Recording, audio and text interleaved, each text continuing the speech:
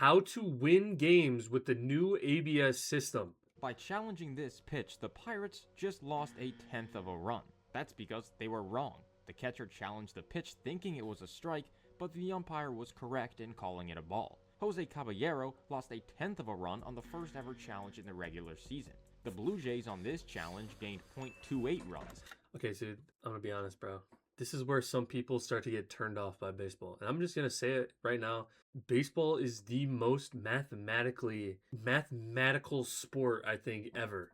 Like, we're talking about this challenge gave the Blue Jays .2812 runs. And the other challenge lost them .2812 runs. Like, what are we doing here, bro? What, like, this is, some people, this is almost getting too complicated at this point. We're about to have ABS stats of people, how much runs people create off of their ABS challenges. We already got WAR. They already got 24 RE24, whatever the fuck that was we watched in the other video. What is going on? First of all, I'm not a hater of the mathematical equations when it comes to baseball. Don't get me wrong here, but this is getting a little out of hand.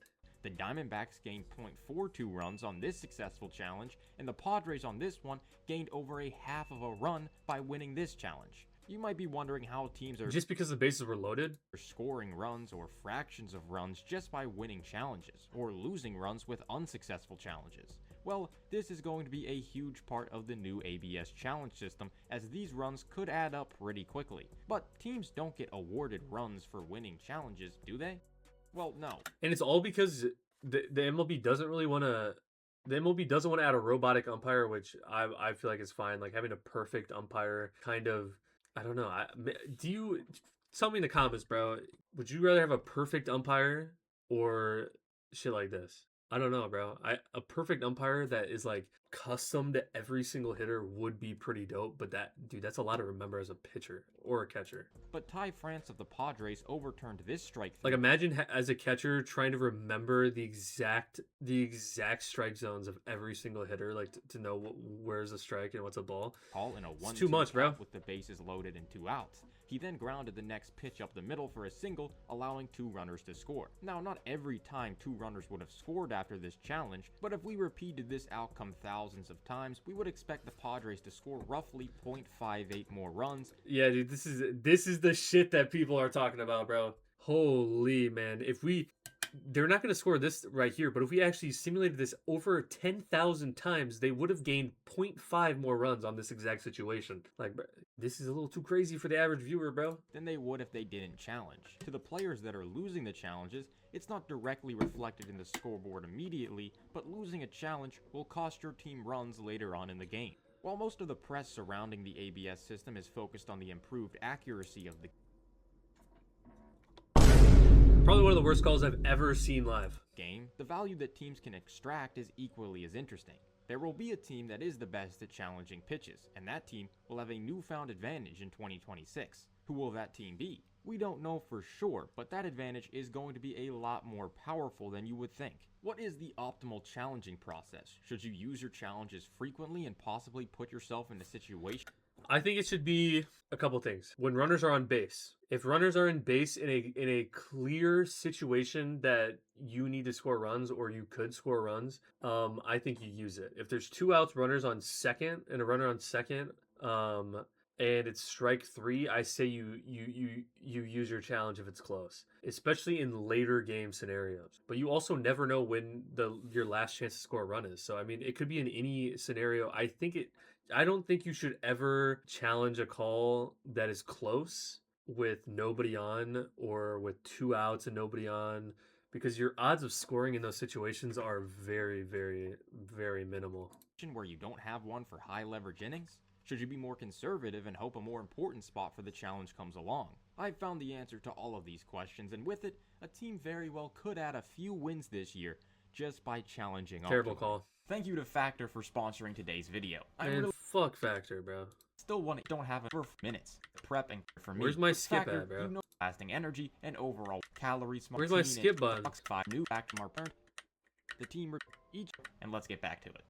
The rules surrounding the ABS challenge system are pretty simple. Each team will have 2 challenges to use for the first 9 innings. If the call is overturned, the team retains the challenge. But if the call stands, the team loses the challenge. Essentially, teams are allowed to challenge up until they get 2 incorrect. Teams will also get 1 extra challenge for every inning in extra innings. Players will have to challenge immediately. They cannot sit and think or ask anyone else for help whether to challenge or not. The problem of optimally using your challenges, which so many umpires have gotten wrong, dude. I've seen so much shit where people will challenge almost immediately and the guy will be like, nah, you didn't do it fast enough. Like, fuck you, bro. ultimately, Who do you think you are? The game doesn't revolve around you. You're here to just call the rules, bro. Boils down to identifying when a challenge opportunity presents positive expected value. Basically, on average, is this challenge going to increase our chance to win the game? This might sound easy, just challenge the pitches when you're confident that they were called incorrectly. But since we only have 2 incorrect challenges to burn, sometimes it's not worth the risk to challenge, as the expected downside of getting the challenge incorrect will be larger than the expected gain that we get from it. In order to quantify this number, we need to know a few things. 1, the situation of the game. What's the count? How many outs and what bases are occupied? Yeah, especially if there's 2 strikes, and it's a close call with like a lot of runners on, you should be calling that most of the time if it's close. Second is the opportunity cost of challenging. What are you possibly giving up if the challenge is unsuccessful? And third, the confidence that the batter or catcher challenging the call has that it will be overturned. Using this, we can decide whether or not it's the right time to challenge a pitch. In order to calculate the possible gain we can get from a challenge, we need the run expectancy before the challenge and the run expectancy after the challenge. For example, this pitch from Slade Ciccone was called a strike. The hitter, Nolan Arenado, audibly disagrees with the call. So I wonder like what the end of season stats will be for this, because someone's got to be keeping that somewhere. The count goes from 1-1 to 1-2 when it really should have been 2-1. How many more runs would score on average if Arenado got the ball instead? To answer this question, I looked at every single base count out situation and every single inning that has happened in the past 3 years. Bro, this dude is a psychopath, bro. A literal psychopath. Only a psychopath does this shit, and I love it. Averaged out how many runners scored after that position was reached during that inning.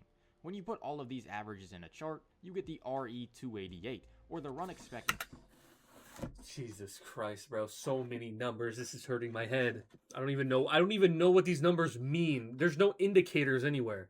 Look at it. 123, 12, 13. There's like, what the fuck does that even mean, bro? Red equals high, red equals good, blue equals bad. I'm assuming. That's all I know, bro. 288 different base count out states. Oh, okay. Wait a second. I was not looking at the x-axis. I was only looking at the y. Okay. 0-1 count. Runners on first, second, and third. In an 0-2 count, if you call it, or in a 1-0 count, if you get it right, you have a 2 runs will score. I don't know. Let's let him explain it, bro. In this case, Arenado was between a 2-1 count with 2 outs and runners on first and second, and a 1-2 count with the same outs and base runners. The run expectancy, if the call was correct, would have been 0.53, but the actual run expectancy is 0.35. The Cardinals lost an expected 0.18 runs with this call, meaning that with the challenge system, they could gain 0.18 runs. In a more dramatic case, this pitch from Robert Suarez to Henry Davis was called a strike in a 3-2 count with the bases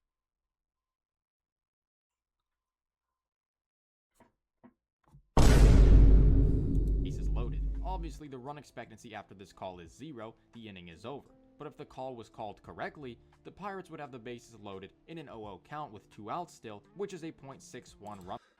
Thank God the ABS system exists, bro. Plus, they would have generated a run from the walk, which would make it a 1.61 run expectancy swing. You can do this process for every single possible situation, all 288 of them, to get the expected run value gained of turning a called strike to a ball. You can see the ones we were just talking about. Bases loaded 3-2 count with 2 outs is 1.61.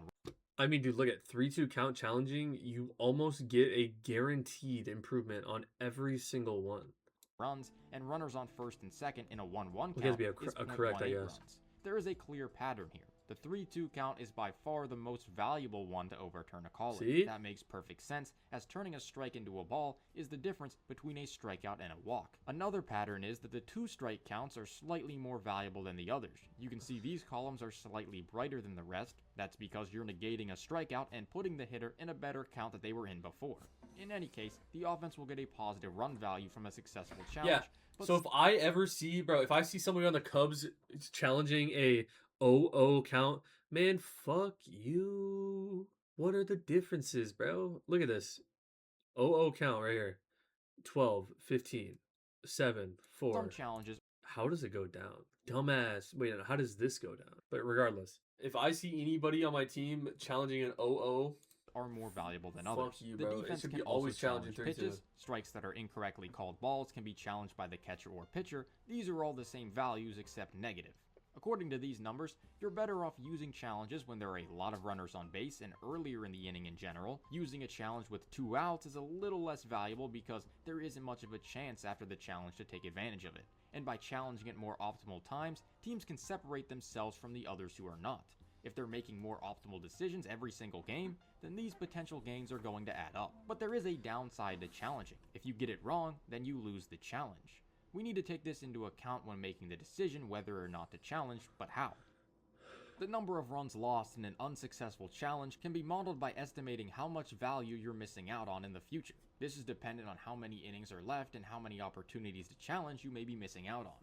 On average, 3% of every pitch is thrown is called incorrectly, and based on the frequencies of each of the possible 288 scenarios that it I mean, dude, this whole ABS system has also proved how good umpires really are. incorrect call can come in, Most of the time. we can estimate the average number of runs that you're missing out 97% on. Here's of the line time. that shows the run expectancy lost on an incorrect challenge, based on how many innings are remaining. This line is assuming that you've not lost a challenge yet, so you have 2 remaining. In this case, it's a gradual decline, all the way until after the 9th inning when it goes to 0. The mathematical way of saying that there's nothing to lose at that point. If the game goes into extras, then you're given extra challenges anyway. This changes drastically when the team has already lost a challenge and only has 1 left. In this case, you're risking a lot more What is when this? Opportunity cost runs, and so the value drops over time?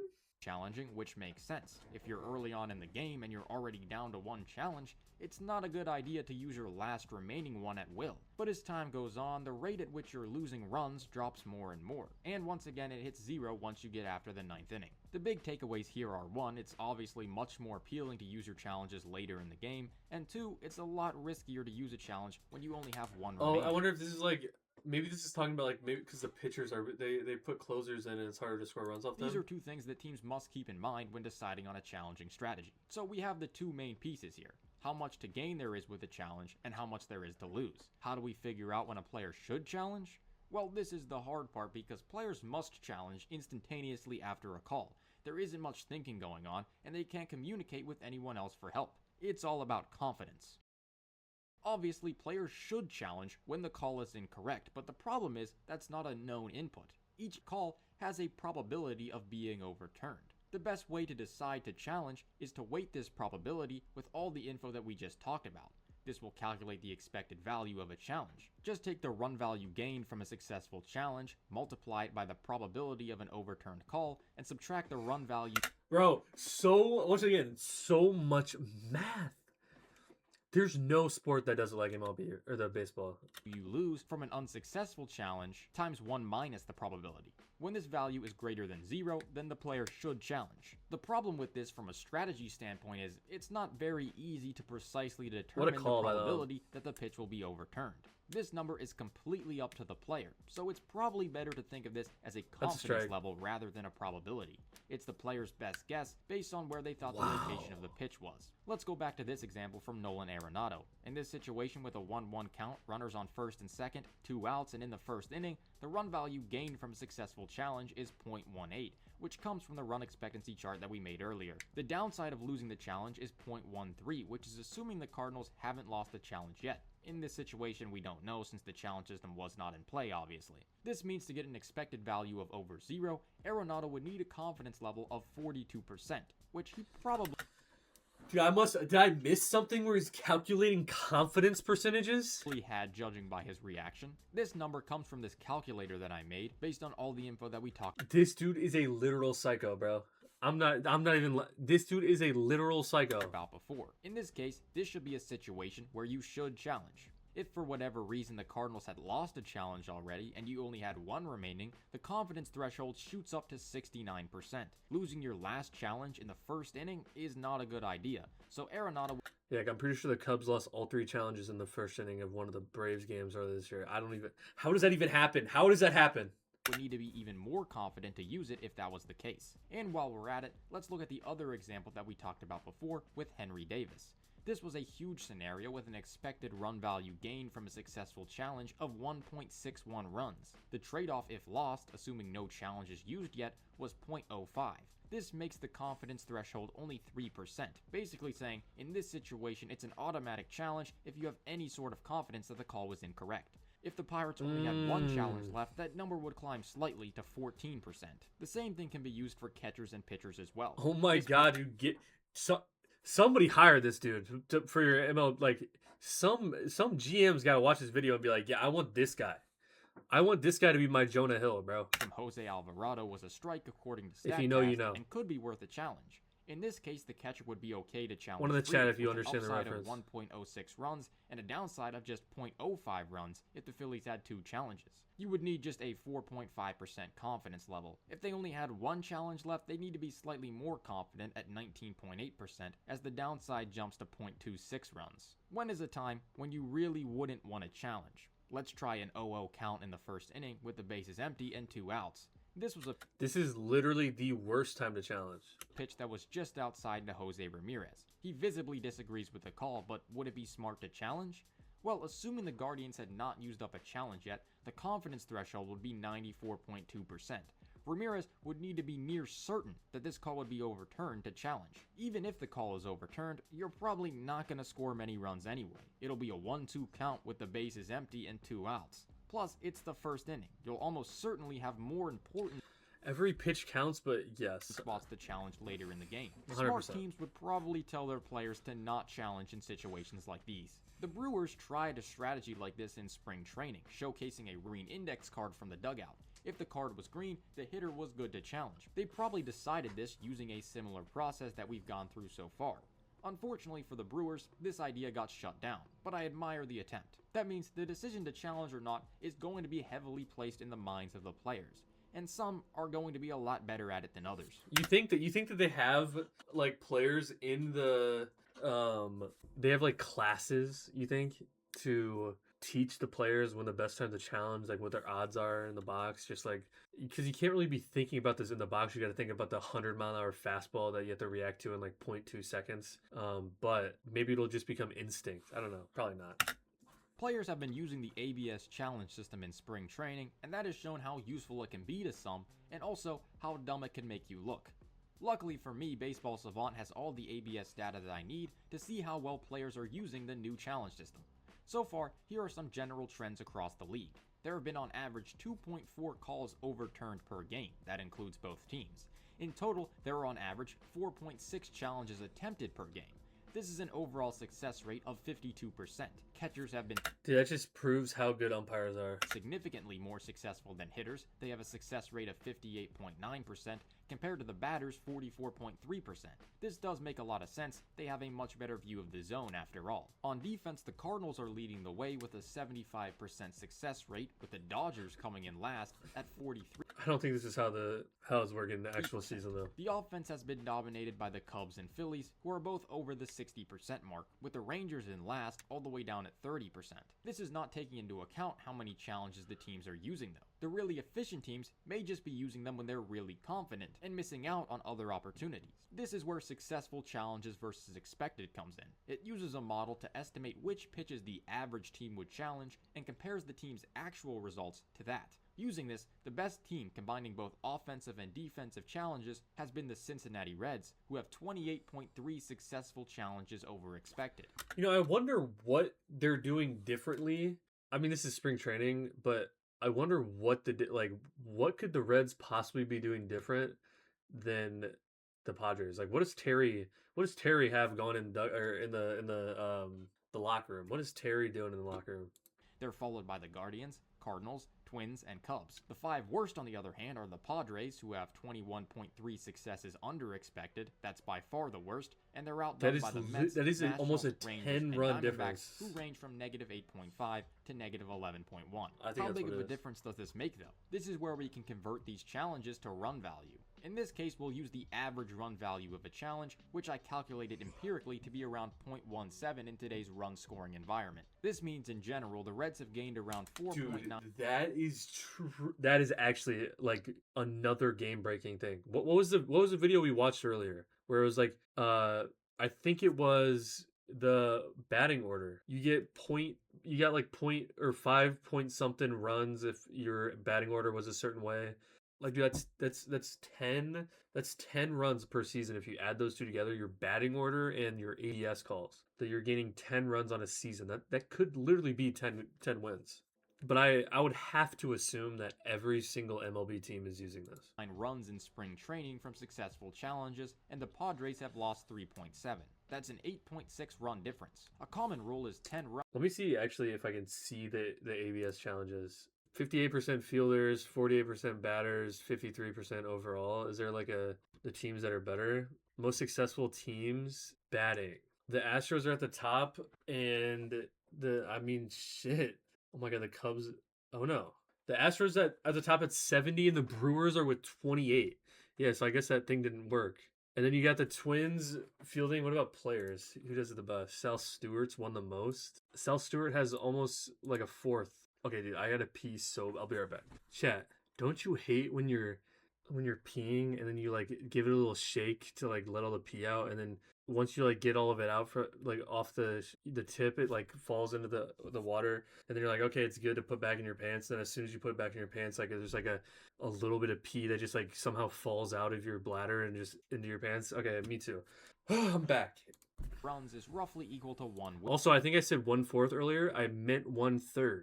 That would make more sense. They had like 60. They had 60, and he had. So the Reds have almost gained a full win on the Padres just from using the ABS challenge system to their advantage in spring training. This may not translate perfectly to a full. I wonder is there a run difference though? The Astros are really bad at fielding though. What is the run difference? What could possibly be the run difference in them being 70 correct?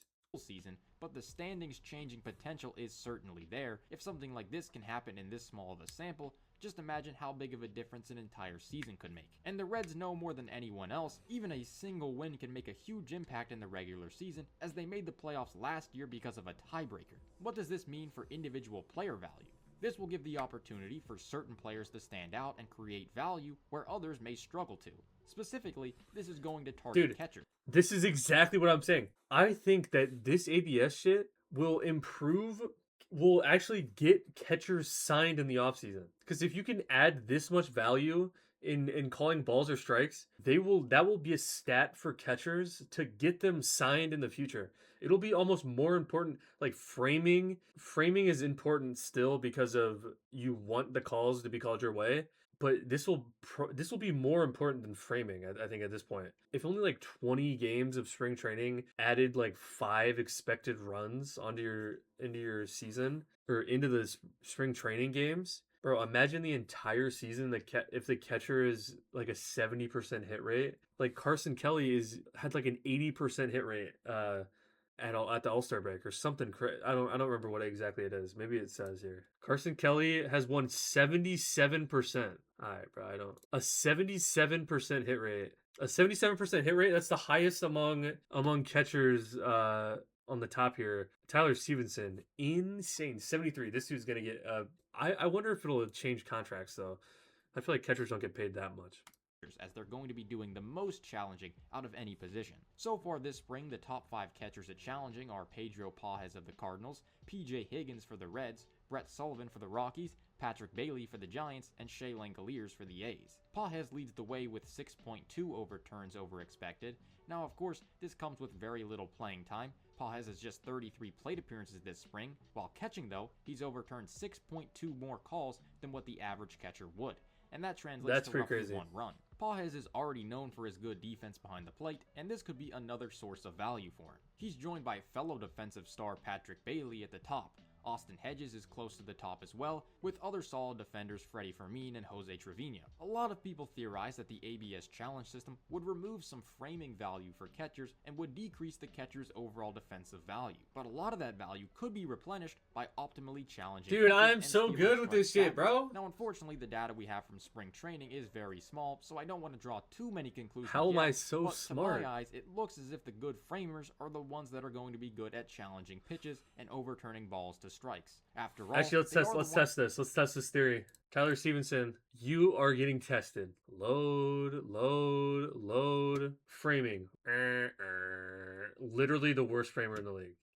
that put themselves in the best positions to receive all the pitches to look like strikes, and that point of view could give them an advantage. For example, this poor frame job right here even fools the catcher himself. He thinks that this pitch is a ball. This is Keibert Ruiz, That is a one of the horrible worst frame. framers in the league. I'll be pissed, bro. But Patrick Bailey keeps virtually every pitch competitive, and in result, can give himself much better inputs on whether or not to challenge. Offensively, this stat is probably going to be dominated by more patient hitters. After all, the more pitches you watch go across the plate, the more opportunity you will have to challenge.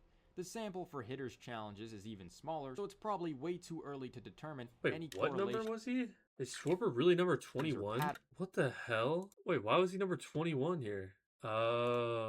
Any correlations or patterns. Roberto Clemente Day, chat. So it'll be interesting to see how many teams handle and attempt to optimize this new challenge system. Who will have a firm team-wide strategy? Maybe some teams will just let their players challenge whenever? Ultimately, the most successful teams will have a laid-out plan to attack this system, as well as players who know the zone the best. And this combination could help teams steal a few wins in the upcoming season, as well as seeing less games that finish like this. You know, I'm not gonna lie, a great video. This dude is a psychopath. I will be subscribing, bro. You know what? I'll throw a sub right here. Willytics, and I'll like the video for you, bro. What a crazy psychotic video. I've never, bro. This dude is going way over the top, and I love it, bro. If you like the video, make sure you hit that subscribe button. If you stayed to the end as well, I thank you a lot, man. Appreciate it. Hit the subscribe button, hit the like button. It helps out a lot, okay? And if you like the video, click right here in like 2 seconds and